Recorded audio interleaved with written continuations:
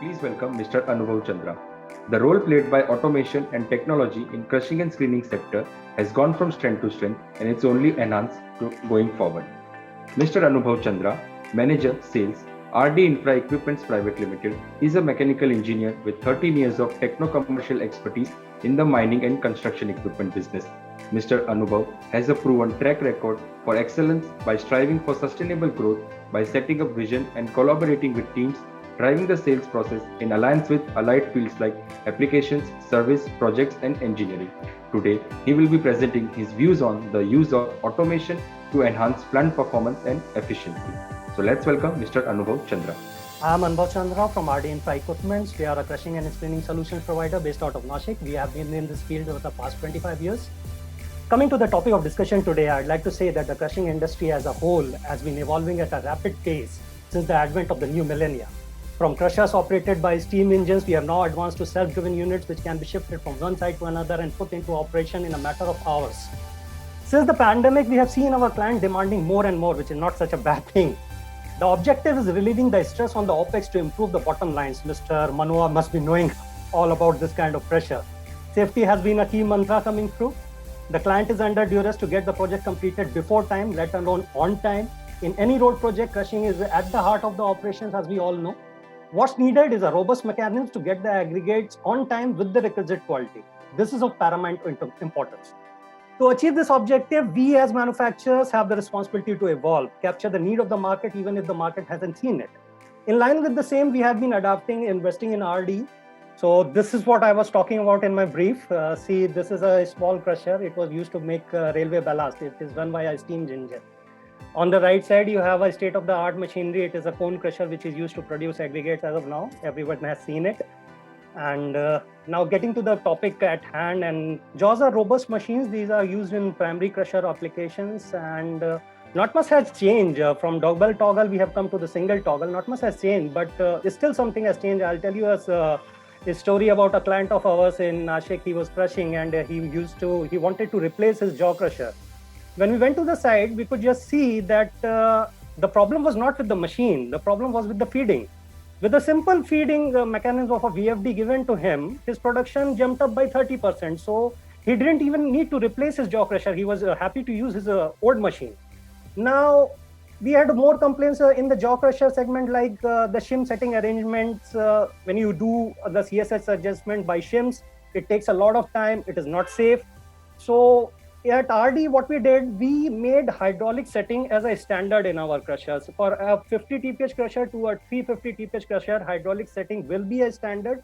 Moving forward, we are going to incorporate hydraulic adjust in it. If you have a particular size requirement, say 150 mm, whatever happens in the machines, whatever happens in the feed, the crusher will adjust it by itself and give you the proper required size material to feed to the cone, or whether you want to use for sub-base or GSB, whatever you want to do. Cones are secondary machines. These are used for secondary or tertiary crushing, as you all know, because I understand everyone is conversant with the application of crushing and screening in there.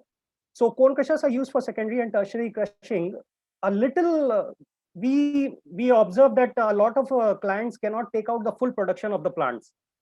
We went to a site, studied it for 8 or 10 days. What we got to know that there was no continuous feed. Shape was also a problem. Cost per ton, it varies. It was never constant. The customer could never plan for his needs or for his market. What is the solution for this? It was very, very simple if we came to know of it. We just put in a level sensor, incorporated a PLC and connected it to all the conveyors, and what we found out that the production increased by 15 to 18% just by a simple solution of putting a level sensor. Level sensor is a very cheap equipment which can be put, but it is very helpful for giving your cone the proper feed, and it will give you the proper shape, and your cone will run without downtimes.